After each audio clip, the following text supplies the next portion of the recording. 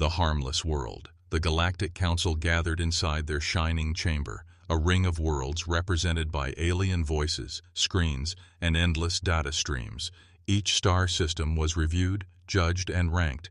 Dangerous worlds were marked red, neutral ones marked yellow, and harmless ones marked green. When the screen shifted to a small blue planet on the edge of a spiral arm, the Council barely looked up. "Earth," one delegate muttered.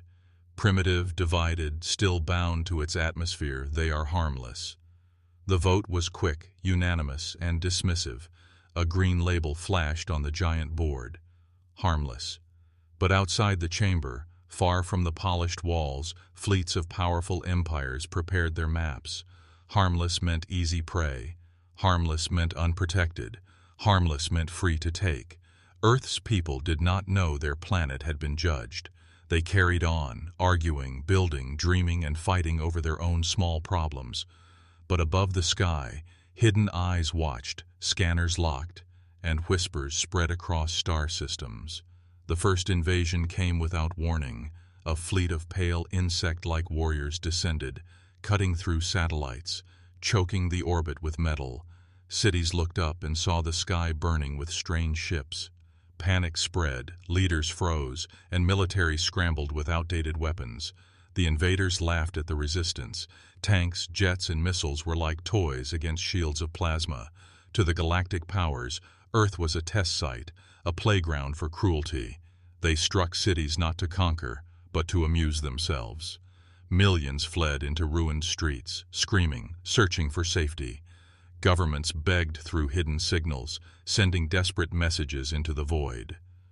But no one answered. The galaxy had already made its choice. Earth was harmless, and harmless worlds had no allies, yet something stirred beneath the smoke and rubble. Humans were not quiet victims. In basements, in forests, and in shattered skyscrapers, survivors gathered. They studied the enemy patterns, stole scraps of their technology, and whispered a single word among themselves: fight. The aliens had miscalculated. They thought a harmless world meant weak hearts, but humanity carried memories of endless wars, survival against cold, hunger, and disaster. The planet itself had been a crucible of storms, earthquakes, and plagues. Every hardship had carved steel into human bones. One soldier, hiding among the ruins, watched the enemy ships fly low. He lifted a stolen alien rifle, heavier than anything made on Earth. It burned his hands, but he pulled the trigger anyway. The blast tore through one of the ships, sending it crashing into the streets. For the first time, the invaders hesitated. Children saw the fireball in the sky and shouted with joy. The word spread, "They can bleed." And when the word spread, courage spread with it. From the ashes of cities, a movement began. Humanity would not bow, not this time, not ever. But far above, the Galactic Council remained silent. They watched Earth's destruction on their distant screens and nodded coldly. "A consequence of labeling," one murmured. "But they are too small to matter." The others agreed. None of them knew the storm they had just awakened, because on Earth, survival was never enough. Revenge was already burning in human eyes. The first battle was over, but the war had only begun. Sparks in the ashes. The invasion was not over. Skies above the ruined cities still boiled with fire. Alien warships moved like shadows, their weapons tearing apart streets and towers with ease. Yet beneath the destruction, something else was happening. Something the invaders never planned for.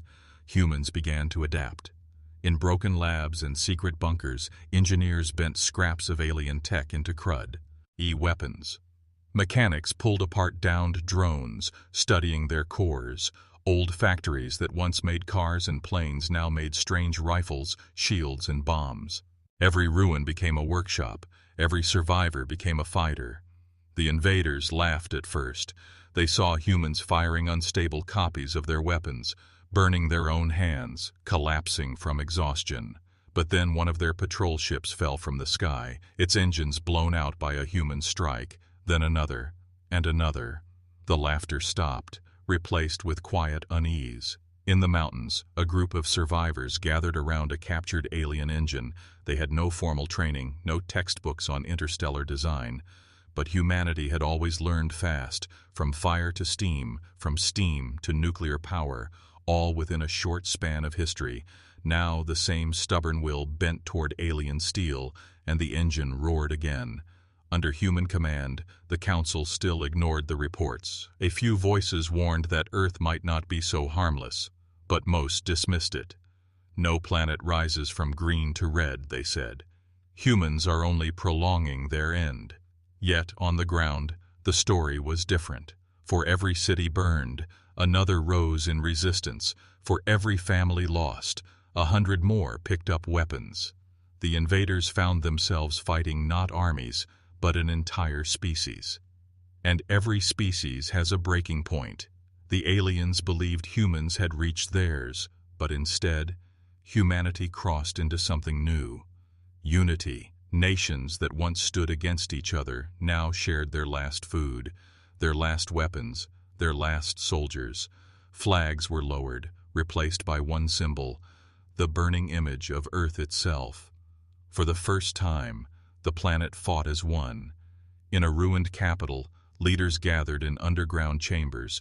Maps of alien fleets glowed on cracked screens. Arguments raged, but they ended the same way. Fight or vanish. And so orders spread. Attack supply ships, ambush patrols, steal everything not nailed down, turn their strength into ours. The first real victory came on the edge of the ocean. A massive alien carrier descended to harvest resources, its hull black as night.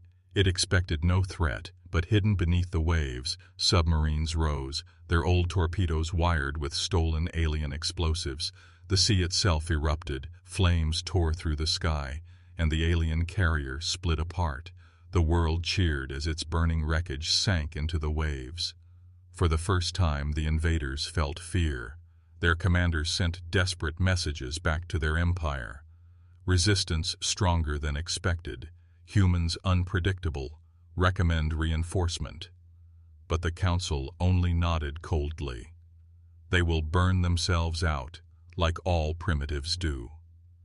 They had no idea the fire had only just begun. In the ruins of a once bright city, children painted symbols of Earth on walls. Soldiers marched with weapons that looked like a blend of alien and human steel. And in the night skies, the wreckage of enemy ships glowed like falling stars.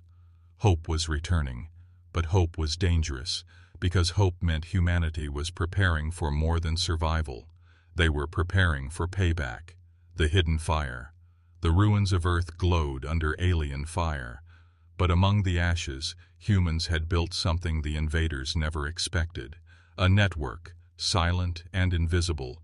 Messages carried through old cables, hidden satellites, and even whispers passed between survivors. Across continents, humans spoke one language now.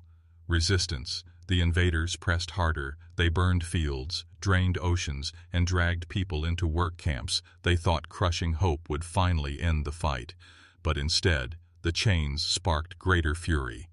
In one shattered desert, a small human team uncovered a buried facility. It was an old military site, long abandoned, but inside its dusty halls were blueprints, half-finished designs for weapons never built, weapons too powerful for their own time. Now those designs had a new purpose. With alien scraps and human imagination, the blueprints became reality. The first of these weapons roared to life weeks later, a cannon so large it was hidden in a collapsed mountain. It was powered by stolen alien cores. When it fired, a streak of white fire tore through the sky and split an alien dreadnought clean in half. The ground shook, the air screamed, and for a moment the invaders froze in shock. The harmless world had just destroyed a ship that was feared across galaxies. Fear spread through the alien ranks. They had underestimated the humans. They whispered to each other, "What else are they hiding?" But still, their commanders ordered them forward. Arrogance blinded them. They could not accept that prey was turning into predator. Meanwhile, deep inside the Council's chamber, debates began to crack the old silence. One voice demanded action. Earth is no longer harmless. We must intervene before they rise further. But another voice laughed. Rise, they are bleeding themselves dry. The humans will collapse, as all green worlds do. And so they delayed, again, blind to the storm building below. On Earth, victories were small but growing. Each destroyed enemy ship brought new salvage. Each captured weapon was copied and improved. Humans did not just fight back. They learned.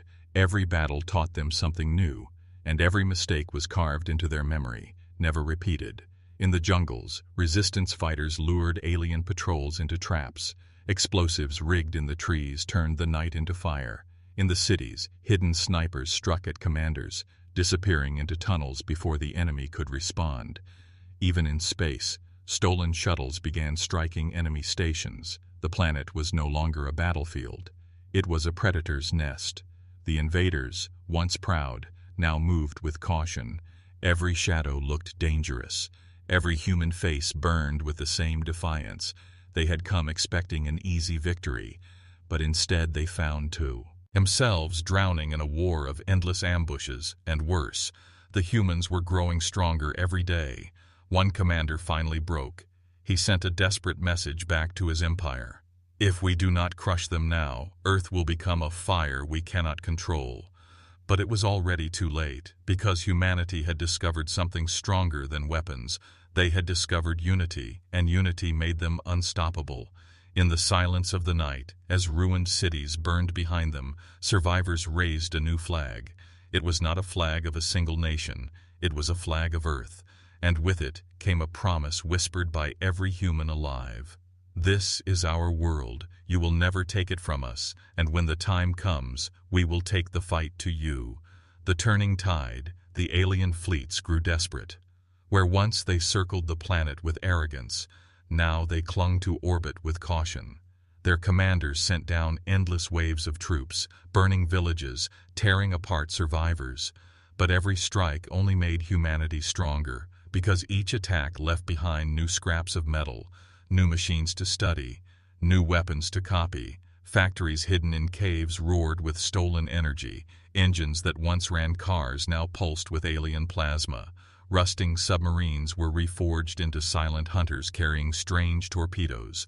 Even old satellites, long dead, were reborn with stolen cores and turned into weapons that rained fire from above. Earth itself was becoming one massive weapon. The invaders tried to cut off supply routes. They hunted resistance cells with drones. But the humans had learned the enemy's weakness, arrogance. They hid in plain sight, using old radios, smoke signals, even birds to pass messages. No technology could track that, and when the enemy least expected, the humans struck. In the frozen north, a human strike team ambushed an alien refinery. They planted charges deep in its pipes. The explosion lit the night sky brighter than the sun.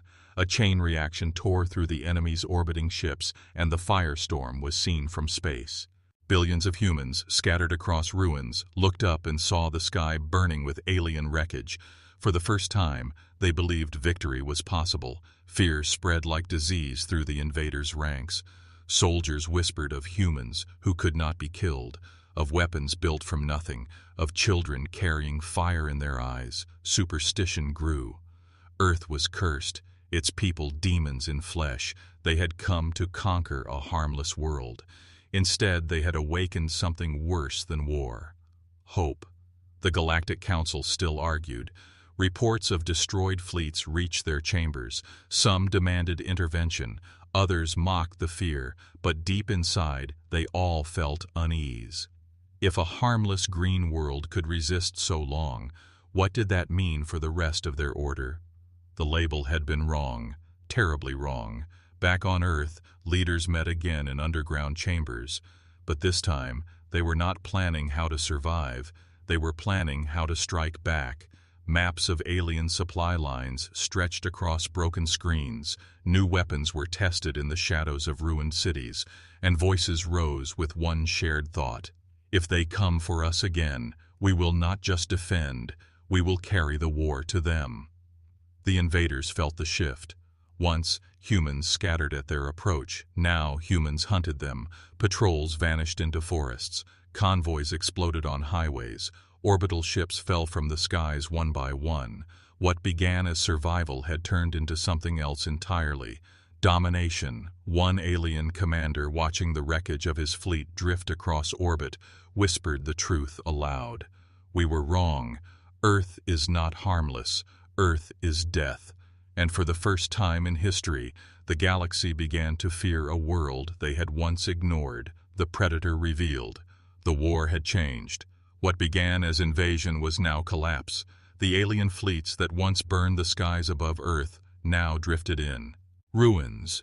Their commanders no longer spoke of victory, only of survival, and yet the Council still hesitated. They had labeled Earth harmless. To admit they were wrong would shatter their entire order. But the truth could not be hidden, because Earth was no longer fighting only for survival.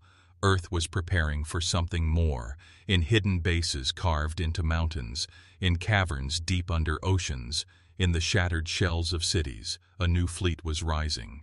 Not alien, not human, but both, forged from the wreckage of war, shaped by desperate hands, warships with human hearts and alien fire, engines that roared louder than storms, weapons that glowed brighter than suns. The first of these ships rose through the smoke one dawn. It was massive, armored with layers of scavenged steel. Its cannons were stitched together from alien cores and human designs. On its hull was painted one word in every language of Earth: home. When it fired, an entire alien fleet shattered in seconds. The galaxy heard that echo, and they trembled. The invaders fled. They abandoned their camps. They left behind weapons, ships, and even their wounded, because the fear of humans had grown greater than the hunger for conquest. But humanity did not stop. They captured every ship, repaired every engine, and turned retreat into pursuit. For the first time in history, human warships left Earth's skies and entered the black void with a single mission: vengeance. The Council watched in silence. They saw fleets of human-forged ships hunting across the stars. They saw empires that once mocked Earth now begging for mercy. And still, humanity showed none, because the memory of fire, chains, and ruined cities burned too deep. The galaxy had called Earth harmless, and for that arrogance, entire worlds now paid the price. Planet after planet fell, not to endless slaughter, but to something far worse. Humans taken. Everything and leaving nothing. Factories stripped, fleets stolen, armies shattered. Every planet that once whispered harmless now whispered a different word: predator. On Earth, survivors stood beneath clear skies at last. But the planet they had saved no longer felt like enough. They had been judged weak, and billions had died for that lie. Now they carried a message carved into the stars: never again. We are not harmless. We are the storm, and we are coming. The council chamber grew silent as the reports piled in, one world after another falling to human fleets, one empire after another crushed by scavenged warships. The green label that once glowed beside Earth's name was gone. In its place was a new mark, black, the mark reserved not for prey, but for predators too dangerous to face. And in the shadows of the chamber, one council member finally spoke the words all feared to admit. "We created this, we labeled them harmless, and now the consequence is ruin, not just for Earth, but for us all."